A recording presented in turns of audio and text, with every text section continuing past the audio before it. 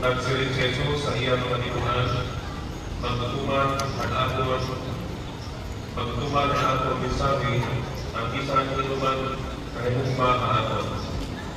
Higmaon niya ang ako na may nagmakanak kami kanina, at magbubuhay kami tinakaniya. Anato na bigyan ng nila sa Diocese of Corona, si Monsignor Ruben, anato ng Pura-Paro ko, Panagulatan, magkakuhan ko mga kalihan ng gana, nalaking sirit na mura-mura kay Kiko yan kata. Anato na leader sa Pagkayan, member sa Pastoral Council, Finance Council, ang mga representatives na mga leader sa mga pamilya, nasakot sa parokya, sa personal sinuran sa pasyon, mga bisita, mga tutuan ko nila ng Cristo, mapapay na patron ang iyong kanalan. Mapapay man. Iladamuhin sa nagsimbang nila. Aside from patron, Domingo man, yang matatawhan ang Ginoo kailangan ng panahon para ipadayan sa Ginoo sa natutuman pagdayaw pagsimba sa iya. So nasa Yesu Cristo sa Ebanghelyo sa Juan, magtutuman ang akong mensahe, ang bisan nito ganayuma na akon. Higmaon niya ang akong kamay, na pagkana kami na iya, na magupoy kami dina iya. Ang pagtuo na akong ipakita, sinagyan nato mga magupay ng buwan. Ang pagtuo, hukuman, na kita nagkakon sa pagsunod sa kapunod ng Diyos na ipupuhi ang atong pagtuo.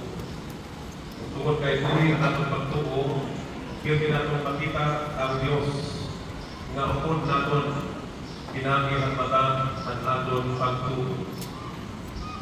Sa ating pagkabutuan, ipagkabili ang grasya ng pagtuo na ginhatag ng Diyos sa atin. Kaya namin ang pagtuo, atong ipakita sa Diyos ang atong umat, kung itanganan ang kinabuhi, pinami ang pagtuman natin ang iya mga kasubuan.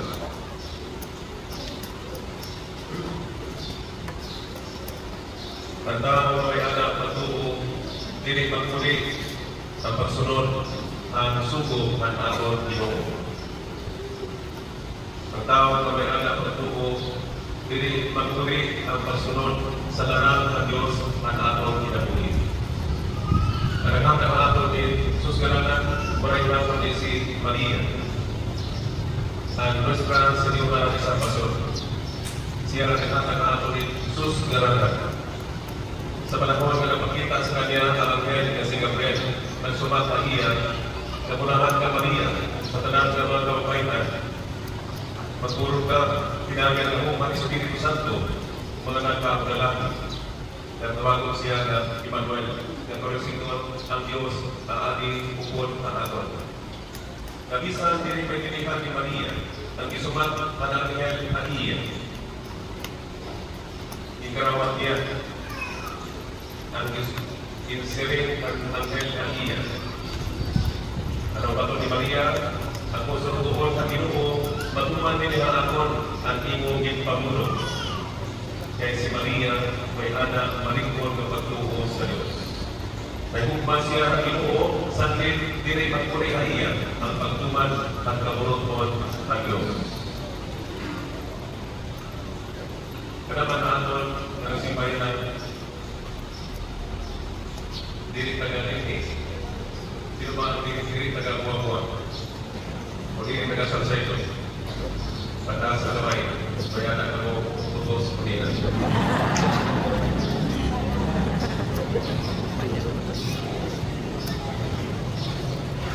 Ang imuso natin ang mahal na Birhen, ang Nuestra Señora de Salvación.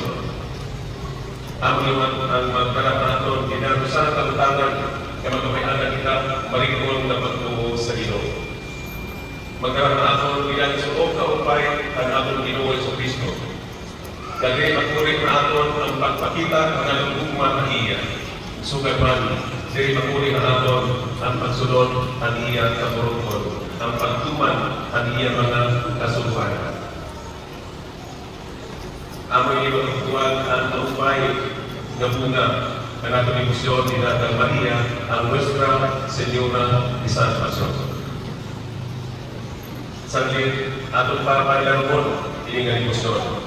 Atong ibabini, ipamana ang atong mga kabutuan, ipamana ang iyong mga anak kung sa tiyarabong mga generasyon.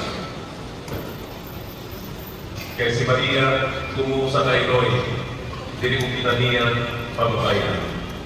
Di niya karuyan, nga narayo kita ang atong Ginoo Jesucristo. Dili niya na pagmarong-karuyan na kita magkanto sa karatan sa pinamuli hindi nga kalimutan.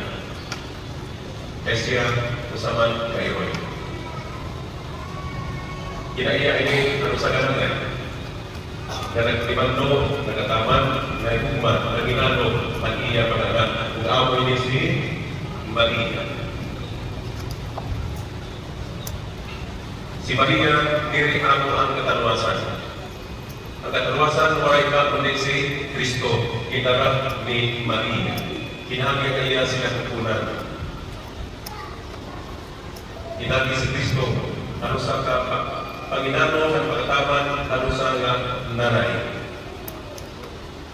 Saglit ang mga bata, kung maupay ang experience nila ang pamilya, nga natin nila, na love, nag-care, na concern, ang ilanganan ng tatay, pag ako ini nga bata, may anak siya palindungan, firm ini nga tao, kay maupay ang iya foundation.